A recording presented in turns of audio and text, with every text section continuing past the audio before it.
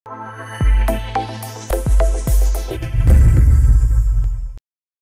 friends, welcome to our channel. இன்னைக்கு நம்ம குயிக்கா செய்யக்கூடிய தக்காளி புதினா சட்னி எப்படி பண்றது இந்த வீடியோல பார்க்க போறோம். தோசை, இட்லி, ஆனியன் தோசை எல்லாத்துக்குமே இது சூப்பரா இருக்கும். இந்த ரெசிபி பண்றதுக்கு கடாயில 1 டேபிள்ஸ்பூன் அளவுக்கு ஆயில் சேர்த்துட்டு ஒரு 1/4 கப் அளவுக்கு உளுந்து பருப்பு சேர்த்துக்கோங்க. ஒரு 4 டேபிள்ஸ்பூன் அளவுக்கு உளுந்து பருப்பு சேர்த்திருக்கேன். லைட்டா கலர் சேஞ்ச் ஆனதுக்கு அப்புறமா இது கூட 5 வரமிளகாய் சேர்த்துக்கலாம்.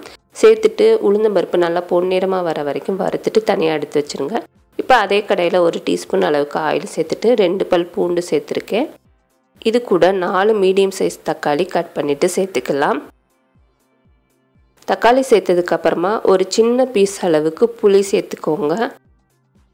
தக்காளி வதங்குறதுக்கு இது கூட கொஞ்சமா உப்பு சேர்த்துட்டு சட்னிக்கு தேவையான அளவுக்கு உப்பு சேர்த்துக்கோங்க. சேர்த்துட்டு தக்காளி நல்லா சுருளா வதங்கட்டும்.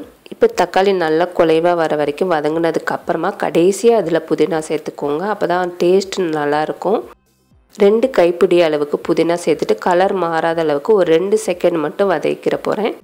இப்போ இதை எடுத்து தனியாக வச்சிடலாம். அடுத்து மிக்ஸி ஜாரில் நம்ம வறுத்த உளுந்து பட்டை வெத்தலை சேர்த்துட்டு கொஞ்சம் கொரகொரப்பாக இருக்கிற மாதிரி அரைச்சி எடுத்துக்கோங்க.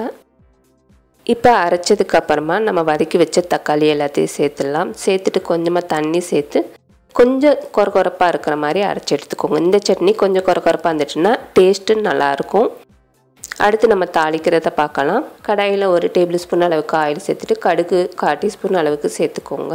கடுகு நல்லா பொரிஞ்சதுக்கு அப்புறமா இது கூட 1/4 டீஸ்பூன் அளவுக்கு பெருங்காயத்தூள் சேர்த்துக்கோங்க. நல்லா வாசனையாகவும் டேஸ்ட்டாகவும் இருக்கும். இது கூட 1 கொத்து அளவுக்கு கருவேப்பிலை சேர்த்துக்கலாம். இப்போ நம்மளோட சட்னி ரெடி ஆயிடுச்சு. நீங்களும் இதே போல் கண்டிப்பாக ட்ரை பண்ணி பாருங்கள். இந்த வீடியோ உங்களுக்கு பிடிச்சிருந்துச்சுன்னா லைக் பண்ணுங்கள், ஷேர் பண்ணுங்கள், மறக்காமல் நம்மளோட சேனலுக்கு சப்ஸ்கிரைப் பண்ணுங்கள். தேங்க்யூ.